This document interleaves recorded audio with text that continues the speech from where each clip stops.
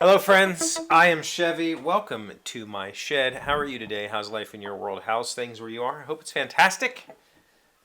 Hope it was a good weekend for you. Everything here is pretty good. So you saw the title. This weekend was simultaneously amazing and boneheaded all at the same time. Amazing because Friday night I got to go see one of my favorite bands that I haven't seen in 10 years. And I got to see them at my favorite venue. That is Pasadena, the Pasadena Band. They are from Pasadena, Maryland, not California. And I've been listening to them for 10 years. I didn't realize this, but they toured with Flogging Molly in 2014. And that's where I first saw them, and I bought their CDs that show. I tend to buy CDs, like merch from openers. So I bought their CDs, and for years, those CDs sat in here, and I had a little player, and that's all I played. And then I digitized all my music, and I had a little tablet player, and it was always just the two. I had two Pasadena albums. I had those on repeat basically all the time.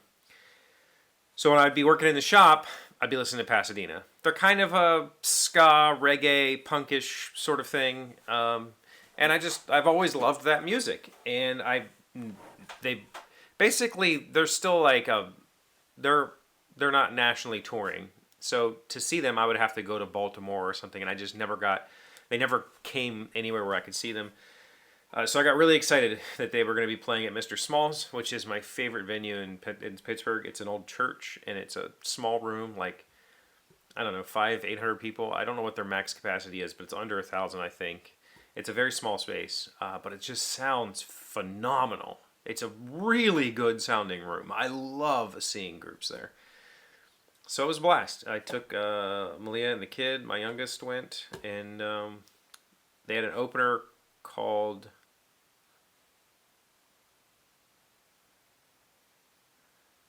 I don't remember who the opener was. They were a local reggae band. They were really good, actually. In fact, Pasadena was not the headliner. The headliner was Bumpin' Uglies, which... to be perfectly transparent, I did not stay through the whole Bumpin' Ugly set. I like reggae music in doses. It can be very samey. When all the songs sound the same, you're just like, cool, is this just one long jam? Which can be a thing, but I was really there to see Pasadena, and so I knew Pasadena wasn't the opener. I was like, I'm fine with seeing Pasadena and leaving.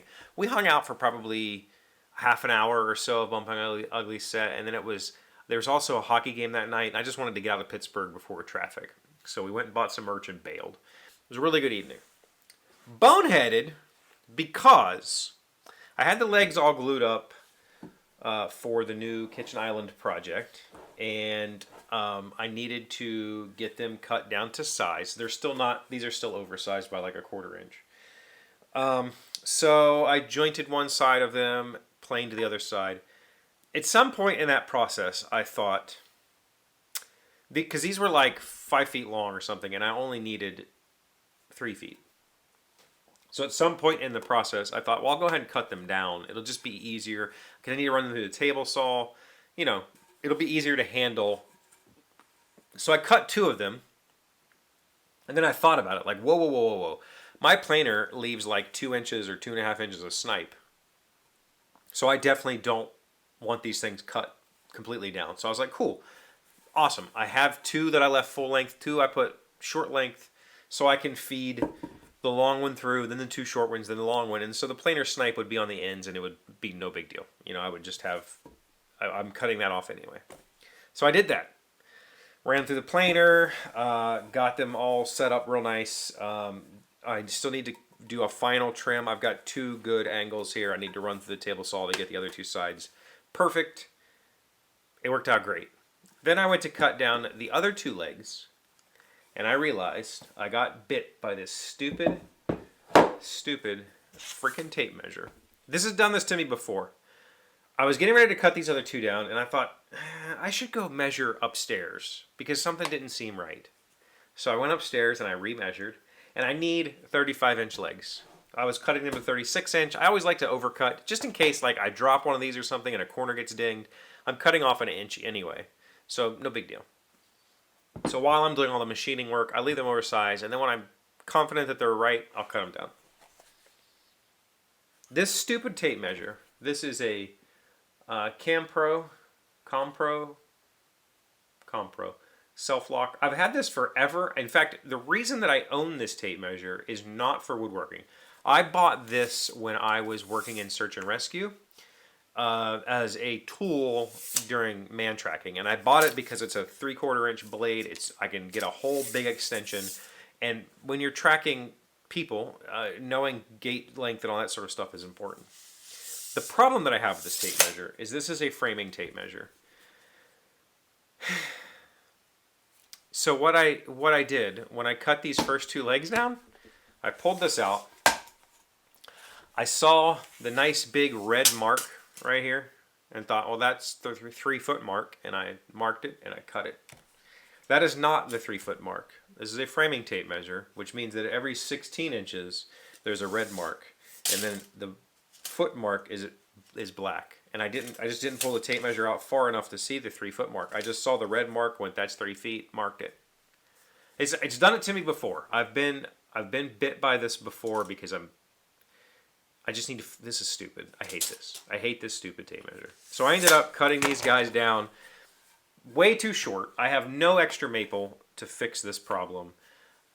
So my fix was, thankfully these are oversized, so I don't have to be super ginger with it. This is a paint project, and that means that some of these boards were not perfectly glued up. Some of them have some gaps and some things that need to be filled. So I'm going to be using filler on these anyway.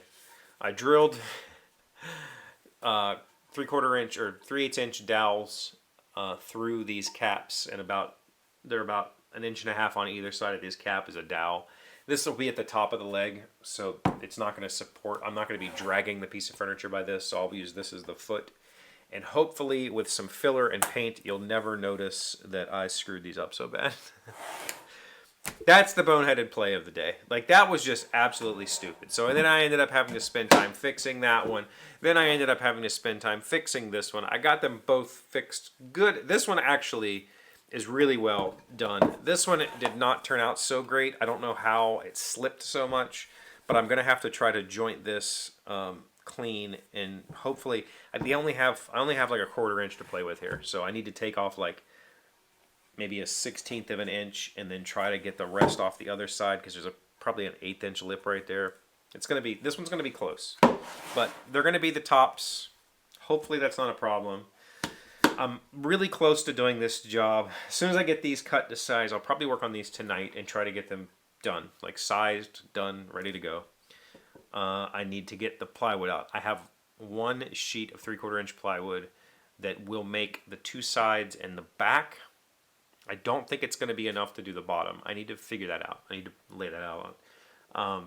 But the bigger concern is my back. I'm pretty, not terrified. I'm a little bit cautious about picking up a piece of plywood and moving it in here and cutting it down. I'm not going to cut it on the table saw at first. I will cut it oversized with a circular saw, and then use the table saw to true it up. We will see how that goes, but I need to. There's got to be a better tape measure. Somebody tell me there's got to be something that doesn't have these stupid ass framers marks on them, that doesn't have fractions. I don't need fractions. I know how to read a tape measure. There's got to be a better solution. I'll just have to do the work to find it. What'd you do this weekend? Anything exciting? That was my weekend in a nutshell. Played some video games. We'll talk about that shortly. Probably this week. Read some books. We'll probably talk about those this week. I don't know. It's getting close to holiday time. What do you got going on? What do you want to talk about this week? Give me some ideas. Thank you for being here as always. Thank you for liking, commenting, subscribing, being amazing friends and wonderful people. I really appreciate you. And I'll see you again tomorrow. Today's 1,000 plus little things happy, successful people do differently. We are learning 12 stressful things to stop tolerating. Number 1, the decision to settle for mediocrity. Sometimes growing up means growing apart from old habits, relationships, and situations, and finding something new that truly moves you, something that gets you excited, so excited you can't wait to get out of bed in the morning. That's what life is all about. Don't settle. I think there is. I mean, it's fine. If you're trying to be successful, you're not going to be successful if you accept mediocrity. But sometimes mediocrity can be like ignorance is bliss. Mediocrity can be it can be a path to being happier. I'm not saying that you should, but yeah.